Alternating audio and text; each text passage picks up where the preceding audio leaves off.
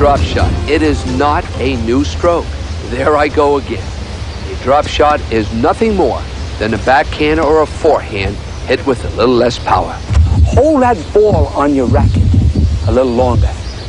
Get the feeling that the ball belongs to that racket. Hold on to it. Don't give it away. No racket acceleration on contact. Once you get this feeling, open the face slightly, Where you put a little reverse spin on the ball. That makes the ball hit and almost come back to you.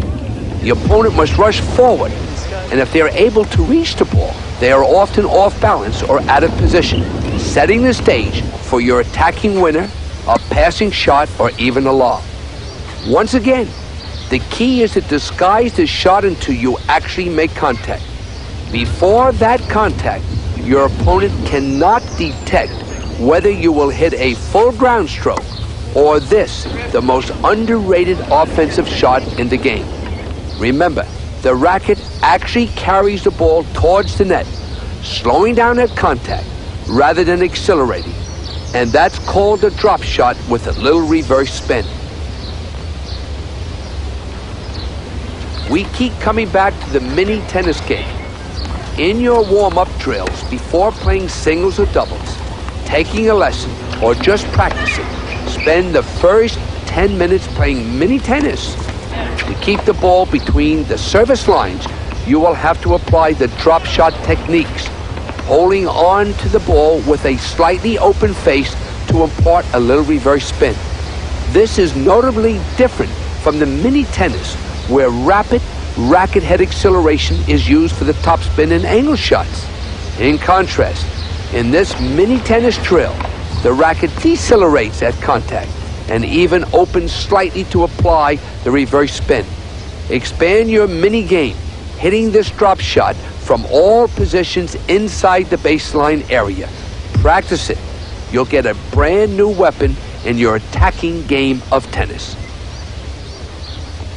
Backing your opponent up farther and farther is real important, but it's also important to mix it up by not letting them know what you're going to do, like hitting a drop shot every now and then. That's pretty. And if you notice here in the replay exactly where in the court I was when I hit that drop shot, I wasn't behind the baseline on the low percentage shot. I was inside the baseline in control of the point.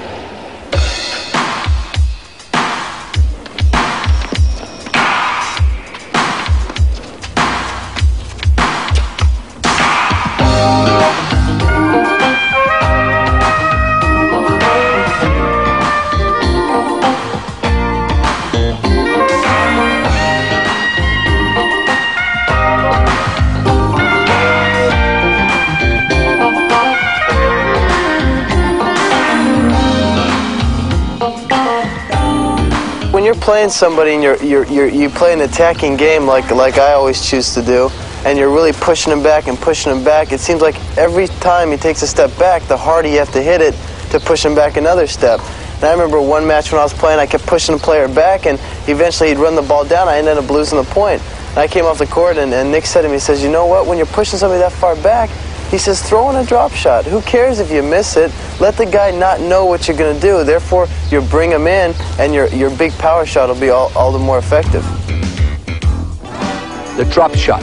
You have got to make believe that you're going to come up and hit the biggest forehand of your life.